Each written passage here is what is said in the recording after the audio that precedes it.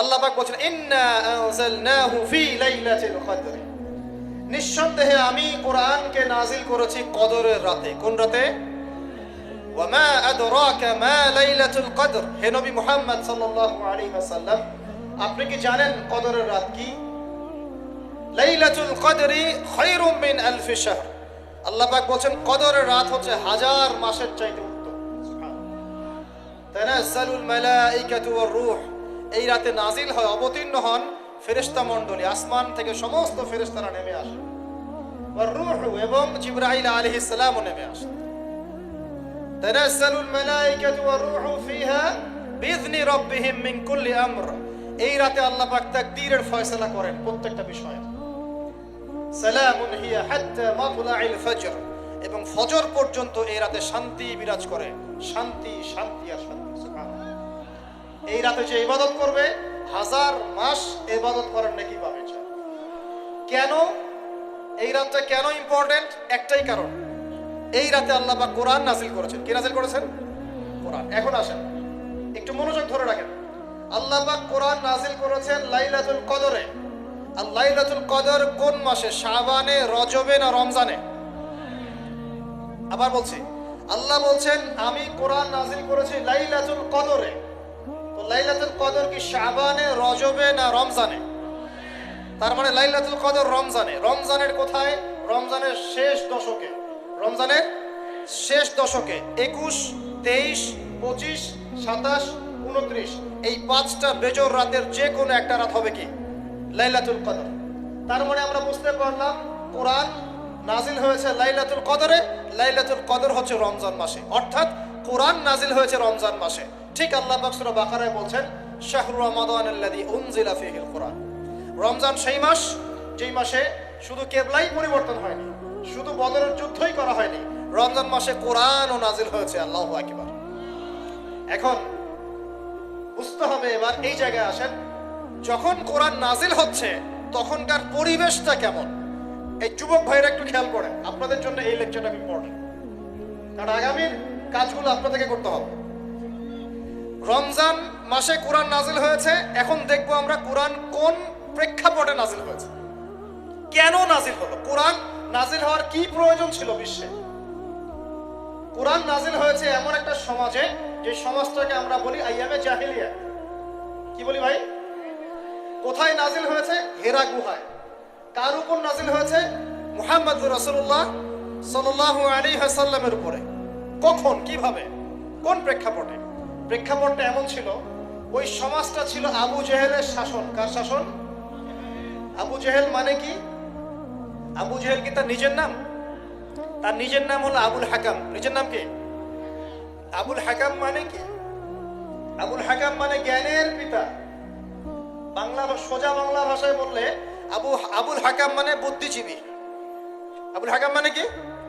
আমাদের সমাজে বুদ্ধিজীবীর অভাব আছে। টকশো মাথায় ফেলছে, একদম টকশোর পর টকশো, টকশোর পর টকশো, খালি বক বক বক বক বক বক, কাজের কাজ কিছুই নাই। কথা যতটুকু, কাজ তার চেয়ে অল্প।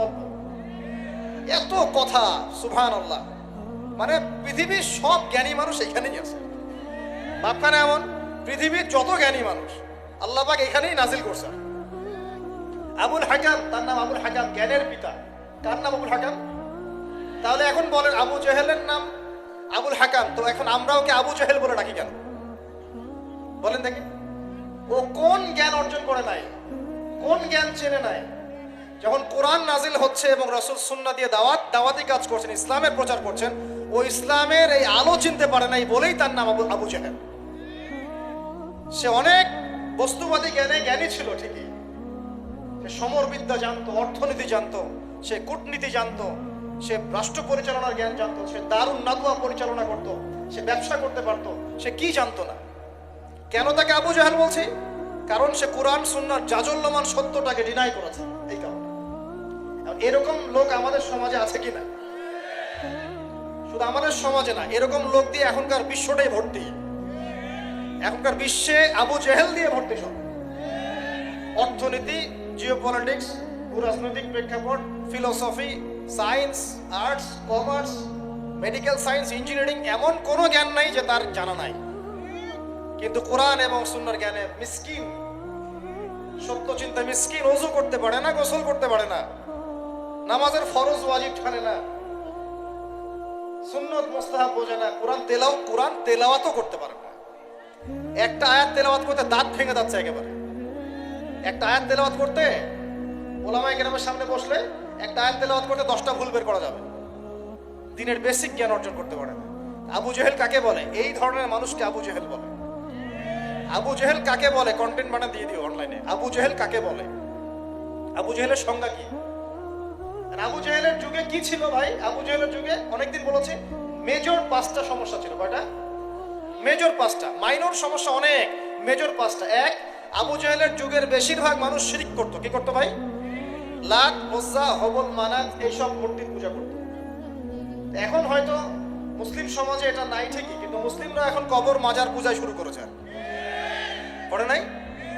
মুসলিমরাও এখন নেক্সট শুরুতে ধোঁকা খাচ্ছে। শিরক তো আমাদের সমাজে চলছে। শিরক কি ও কেন আমি লেকচার দিয়েছি, দেখবেন মুসলিম সমাজে কত শিরক চলছে। রাস্তাঘাটে উঠতে বসতে পেপার পত্রিকা খুললেই শিরক। পেপার খুলবেন রাশিফল, সিংহ রাশি, কন্যা রাশি, দিনটা কেমন যাবে বিশ্বাস করলেই মুশরিক হয়ে যাবে। রাস্তার পাশে টিয়া পাখি দিয়ে ভাগ্য পরীক্ষা করছে, হাতটা দেখে দেন তো ভাই কি আছে, বললেই শিরক হয়ে যাবে। আংটি বিক্রি করছে, আংটি পরলে রোগ ভালো হবে, হাতে দিল রোগ ভালো হবে এই উদ্দেশ্যে মুশরিক। হাতে দিয়েছে রোগ ভালো হবে, আমার ডায়াবেটিস ভালো হয়ে যাবে, বিসমিল্লাহ, ব্যাস মুশরিক। এই আকীদা নিয়ে পড়লেই মুশরিক। মুসলিম সমাজে অহরহ শিরক আছে। বাসায় মা বোন যারা আছে অনেকেই দেখা যায় চুল আশ্রয়, চিরুনি পরে গেলে বলে আজকে মেহমান আসবে। কি আসবে আজকে? মেহমান আসবে আজকে, বললেই শিরক। বাসা থেকে বের হচ্ছেন, আপনার পাঞ্জাবিটা একটু আটকে গেছে, আপনার স্ত্রী বলছে একটু বসে যান, অমঙ্গল হতে পারে, বসেন, বাস মুশরিক, শিরক হয়ে গেল। মুসলিম সমাজে রন্ধ্রে রন্ধ্রে শিরক এখন। আবু জেহেলের যুগে শিরক ছিল, এগুলো বলতে থাকলে এটা নিয়ে আলোচনা করতে হবে। আলোচনার টপিক আমার আজকে অন্য। আবু জেহেলের যুগে কি ছিল ভাই? শিরক ছিল, সমাজে রন্ধ্রে রন্ধ্রে শিরক ছিল। এখনকার সমাজেও শিরক আছে। তারা লা ইলাহা ইল্লাল্লাহ না পড়ে শিরক করতো, আমরা পড়েও শিরক করি। আল্লাহ পাক আমাদের সবাইকে শিরকের পাপ থেকে হেফাজত করুন বলি আমি। এই একটা পাপ যদি কেউ না করে ইনশাআল্লাহ সে জান্নাতে যাবে, যতই পাপ করুক না কেন। জেনা করেছে, মদ খেয়েছে, মিথ্যা বলেছে, অনেক কিছু করেছে, শুধু শিরকের পাপ করে নাই, আল্লাহ তাকে মাফ করে দিবেন ইনশাআল্লাহ। বিশ্বাস করলেন না কথাটা? নবীজি বলেছেন এই উম্মতের যে কোনো ব্যক্তি যতই পাপ করুক না কেন আল্লাহ পাক সমস্ত পাপ মাফ করতে পারেন, কিন্তু শিরকের গুনাহ আল্লাহ পাক মাফ করবেন। তওবা করে যদি মারা না যায় মাফ করবেন। একটা এক্সাম্পল দিয়ে বোঝাচ্ছি তাহলে ক্লিয়ার হয়ে যাবে। মনে করেন কেউ একজন জেনা করেছে, তওবা করার সুযোগ হয় নাই, মারা গেছে, নাউজুবিল্লাহ।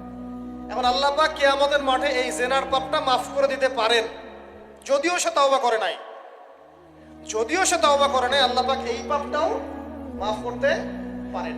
কিন্তু একজন ব্যক্তি শিরক করেছে, তওবা করে নাই, কিন্তু এই অবস্থায় যদি কাল কিয়ামতের মাঠে আল্লাহর সাথে সাক্ষাৎ করে, আল্লাহ তার গুনাহ মাফ করবেন। এই শিরক আর অন্য পাপের এই হলো পার্থক্য। তাহলে সবচেয়ে কোন বিষয়টা থেকে আমাদের বেঁচে থাকা উচিত ভাই? শিরক কি ও কেন, একটা বই পাওয়া যায়, কিনে নেবেন। কিতাবুত তাওহীদ একটা বই আছে, পড়ে নেবেন।